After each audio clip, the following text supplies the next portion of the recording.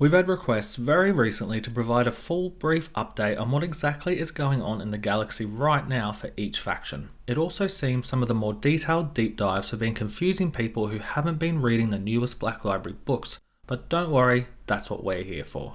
I'm going to roll the newest lore into every faction right now so it's easily understandable but also informative. So never doing things in halves, and to keep it super straightforward, we're going to give you an update on every faction in under 15 minutes. Don't forget to like and subscribe if you'd like to be alerted with all the latest 40k lore as it's released. Time starts now. Roboute Guilliman has recently demanded of Belisarius Cawl that he create a new massive host of Primaris Marines ready for a concerted push into Imperium Nihilus, one that Guilliman himself will lead. Within that horrific expanse of space, the Lion himself, together with fallen Astartes called the Risen, have at last been reunited with the Unforgiven chapters under the leadership of Chapter Master Azrael. Elsewhere within Imperium Sanctus, numberless traitor forces spill from the Great Rift into Segmentum Solar, whilst the presence of High Fleet Leviathan means the Avenging Sun will need to push his already sparse resources further, lest the Throne World itself become threatened. More recently, the Imperium has lost a great hero in Commissar Yarrick, though Segmentum Solar has gained a protector in Lord Solar Leontus. Elsewhere, Cadia's fleet-locked populace under the leadership of Ursula Creed have come into possession of a data crystal which details the location of systems fit for colonization by Cadia's populace, the greatest hope for Cadia's people to avoid a slow extinction in the void. Amid yet more allegations of being a heretic, Belisarius Cawl has most recently allied with the Forge worlds of Akatran as well as Tigris in order to pierce a time-locked Necron world which is trapped within the pull of a black hole, in order to obtain the technology he believes will act as a control system for his new pylon network, in order to close the Great Rift. Unfortunately for Cawl and his allies, Forge World Metallica denounced the plan, claiming a delegation would be dispatched to Mars in an attempt to excommunicate those senior priests of Tigris and Akatran as well as Cawl himself. Oh, and he made a self-aware artificial intelligence of Roboute Guilliman, and the Cawl inferior aboard Roboute's vessel is trying his best to become Fabricated General. Hallowed Sisters of Myriad Orders rally to the defense of poorly defended shrine worlds at the formation of the Great Rift. Spread thinner than most, many sisters die with a prayer on their lips slain by the Xenos or Great Enemy. Most recently, Morven Val, Supreme Commander of the Adeptus Sororitas, has vacated her post as a High Lord of Terror, preferring to lead the faithful in crusades against the forces of chaos which slowly constrict Imperium Sanctus more each day. After 10 millennia of refusing to leave the Emperor's side on Terra itself, the Emperor's own demigod custodians once again form the tip of the spear thrust towards mankind's greatest enemies. Not since the days of Unity have the Custodian Guard been abroad in such numbers or filled with such determination. Besides flushing out a malign Genestealer presence on Terra recently, whilst battling alongside the recently awoken Roboute Guilliman, defending Terra from Khorne's demonic legions, Cypher the Fallen Angel was almost allowed to gain entrance within the Emperor's inner sanctum. Realizing the Emperor himself is in league with Cypher, the Custodian Guard now seek out the most elusive fugitive the galaxy has ever known. Necron tomb worlds stir to life, many located beneath established holdings of the Adeptus Mechanicus. Not only are the Imperium's nightly houses stretched to breaking point defending their own homeworlds, they are now called to fulfill ancient bonds of service to the Mechanicus all across the known galaxy. But even as High Kings redeploy lancers from one war front to another, these warriors of high esteem must be cautious to not leave themselves defenseless, for the number of Chaos as well as Xenos attacks on Night feudal worlds is greater now than ever before.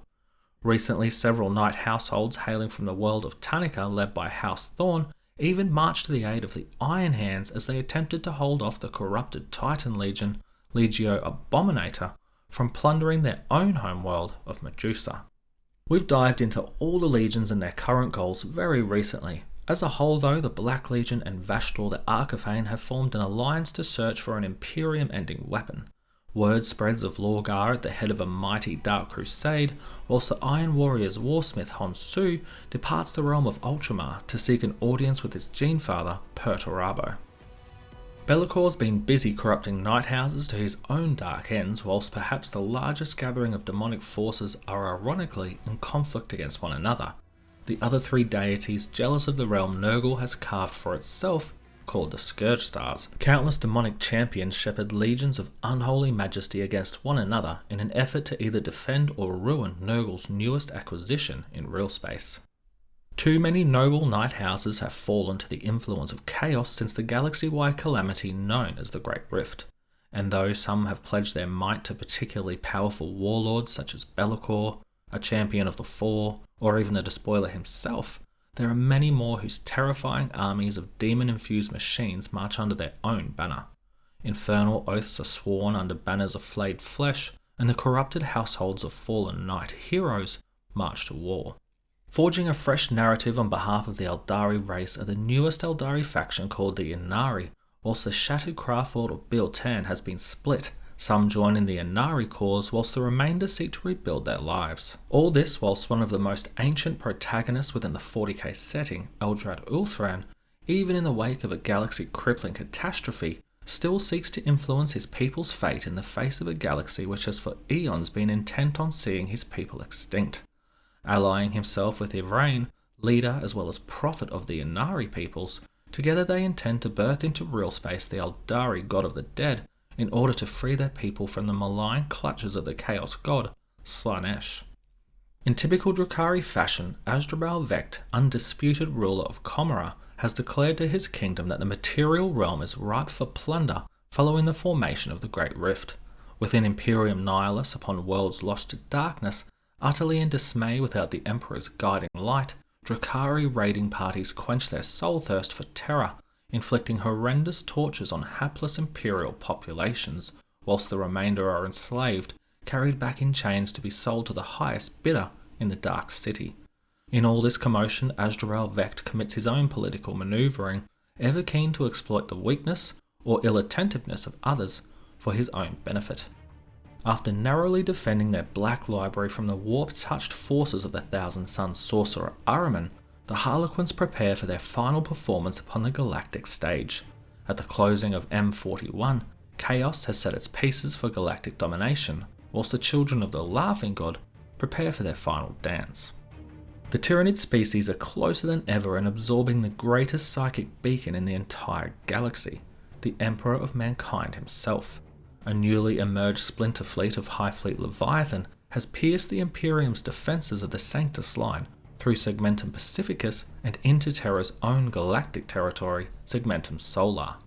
The Xenos menace now poses the single greatest threat to the Emperor's safety, but also leaves the throne world open for absorption.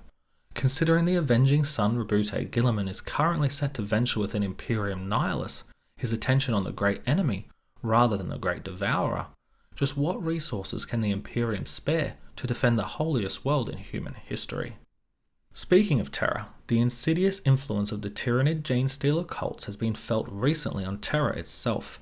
Their numbers have swelled in the dark, forgotten levels underneath the everyday footfall of Imperial citizens and pilgrims alike. In fact, it was Trajan Valoris himself, Captain General of the Emperor's Adeptus Custodes, whose diligence was required to root out the greatest of Genestealer threats on Terra, in order to protect the sanctity of Holy Terra, but more importantly, the Emperor of Mankind. But we know the Genestealer menace can at times be next to impossible to eradicate, especially considering the many secretive dens or places which haven't seen light in millennia that exist underneath the Imperial Palace. With High Fleet Leviathan closing in, will we see these Genestealers providing not only a beacon, but also guerrilla efforts of disruption to the Imperium's throne world in preparation for their star god to make planetfall? The greatest Orc warlord since the Beast, Ghazghkull Thraka, has finally been bested by a hero of the Imperium, Ragnar Blackmane, the Space Wolf separating the Orc warlord's head from his shoulders. But even death won't stop the prophet of Gork and Mork, with Mad Doc Grotznik resurrecting the Green Menace. Though in death it seems Ghazghkull has become even closer to the Orc's savage deities, declaring the Great War has begun in earnest, that final mass culmination of Orc forces from across the entire galaxy. After an eternity of wandering, Sarek the Silent King has once again returned to the Milky Way galaxy. Determined to reverse the biotransference, he influences Tombworld after Tombworld to follow his directives in an attempt to unite a fractured, reawakening Necron race, not only against the Imperium of Man, but in an effort to cease the Great Devourer itself from consuming mankind, as ultimately Sarek wishes to transfer his own people's souls into human beings, their own deceased mortal forms long since turned to dust eons prior. Within Ultima Segmentum, Cryptex Xeris, in cahoots with the Nihilate dynasty, have forged a Blackstone array to dull warp effects within a zone dubbed the Pariah Nexus. Humans within this area of space become lethargic and careless, easy prey for Xeris experiments. Worse yet, if this array can be forged on a galactic scale, the effect on humanity may very well end all human life within the galaxy. The ill-fated fourth sphere of expansion was almost completely destroyed within the warp upon the Great Rift's formation, narrowly saved by the Tau-Va, a newly formed deity of the Tau coalesced into being due to the belief of the greater good of the combined Tau auxiliary races. Citing this abomination as well as fourth sphere auxiliaries going mad, corrupted by chaos, human and even Kroot troops were butchered to a man by the Firecast. Plunging 2 feet into the unknown, the Tau Empire's fifth and most recent sphere of expansion lifts off the gains made by the fourth under Commander Shorestrike within Ultima Segmentum. Commando Shadowsun has assumed strategic control, marshalling the young Empire's forces to battle the likes of the Death Guard and Orcs. Although the newest faction released within a war-torn galaxy, the Leagues of Votann possess numbers and advanced technology enough to pursue their own ends against the many perils they'll surely face. Although not carving their own progressive lore yet, they have featured in the short story 1,000,000 Years Against the Necrons, and are also set to feature in the penultimate novel to the Dawn of Fire series, Hand of Abaddon, releasing this year. Now you can find many of these newest lore plotlines in far greater detail within the description of this video. Content about Cadius' quest to found a new home system, Belisarius Caul's battle against Fabius Bile, as well as his plan to land upon a time-locked Necron world, how Highfleet Leviathan pierced the Sanctus line to threaten Terra itself, and much more. As always, subbing, liking, sharing and hitting the notification bell really helps our small channel immensely, and best of all, it's free for you. Our Discord community, where we chat hobby, lore and art, is beginning to grow. I'd love to build a fun, positive community for all 40k hobbyists and lore enthusiasts, so swing on by and say hi. Until next time, take it easy and have a good one.